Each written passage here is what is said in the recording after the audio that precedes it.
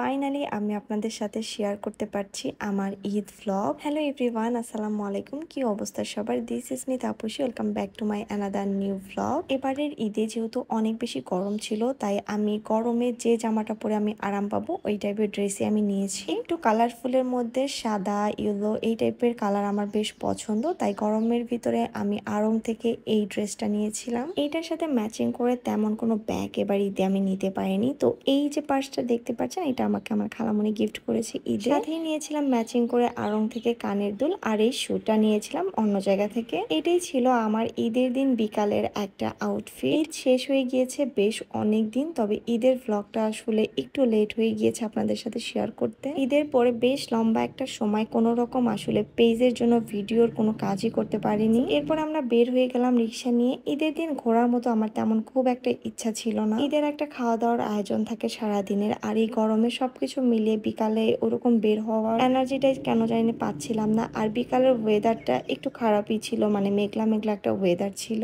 মেঘলা মেঘলা ওয়েদারে পিকচার খুব একটা ভালো উঠতেই চায় না, আর আমার ইচ্ছা ছিল এই ড্রেসটা পরে খুব সুন্দর করে পিকচার তুলবো। মিররে আমার পুরো আউটফিটটা একটু আপনাদেরকে আবারও দেখিয়ে দিলাম। তবে ঈদের দিন আমি এই ড্রেসটা পরে খুব সুন্দর একটাও পিক তুলতে পারিনি। ঈদের দিন বুঝতেই পারছেন রেস্টুরেন্টে কি পরিমাণ ভিড় হবে, তো এখানেও সেম একই অবস্থা। এত ভিড়ের মাঝখানে 10-15 মিনিট ওয়েট করার পর আমরা একটা বসার জায়গা পাই। আরো একটা ব্যাপার বলবো, আমি জানি না আজকে আমার ভয়েসটা কতটুকু ভালো শোনা যাচ্ছে। এই গরমে আমার গলার অবস্থা অনেক বেশি খারাপ হয়ে গিয়েছে, জানি না কতটুকু সুন্দর লাগছে। তবে ঈদের দিন আমি খুবই সিম্পল একটা মেকআপ করেছি গরমের কারণে, আর ওয়েদার খারাপ। এছাড়াও আমার সারাদিনের ব্যস্ততার মধ্যে ঈদের বিকালটা আমার খুব একটা ভালো যায়নি, খুবই ক্লান্ত ছিলাম সেদিন। তারপরেও যেহেতু ঈদের একটা দিনটা একটু স্পেশাল করতে আমরা সবাই বাহিরে ঘোরাঘুরি করতে পছন্দ করি, নতুন জামা কাপড় সাজগোজ এই সবকিছু না ঈদের দিন না করলেও আসলে খুব একটা ভালো লাগে না। সব মিলিয়ে আমি আসলে এইভাবেই সেদিন রেডি হয়েছিলাম। এত ভিড় ছিল রেস্টুরেন্টে, সবকিছু মিলিয়ে ঈদের যে একটা আমেজ ছিল সেটা তো বেশ ভালোই লাগছিল। অতিরিক্ত ভিড়ের কারণে খাবার অর্ডার দিয়ে খাবার পেতেও কিন্তু অনেক সময় লেগে গিয়েছে। আমরা প্রায় 1.5 ঘন্টা ওয়েট করার পরে কিন্তু খাবার পেয়েছিলাম। তবে এটা নিয়ে কমপ্লেন করার বা রাগ করার কোনো কিছুই নেই। ঈদের দিন সব জায়গাতেই চাপ বেশি। আমাদের মতো এখানে যারা এসেছে তারা সবাই ওয়েট করেছে খাবারের জন্য, বসার জন্য।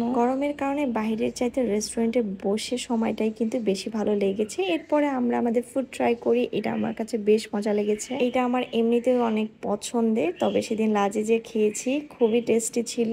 ঈদের এই ভিড়ের মধ্যে মজার একটা খাবার খেতে পেরে তো বেশ ভালো লেগেছে সেদিন। Thanks for watching my mini Eid vlog. আমি জানি না আপনাদের কাছে কতটুকু ভালো লেগেছে। আপনারা ঈদের দিনটা কিভাবে সেলিব্রেট করলেন পরিবারের সাথে বা ফ্রেন্ডদের সাথে, আমাকে কিন্তু কমেন্ট করে জানাতেই পারেন। ভালো লাগলে ভিডিওটা লাইক, কমেন্ট, শেয়ার করে দিবেন, পেজটা ফলো করে দিবেন। আল্লাহ হাফেজ।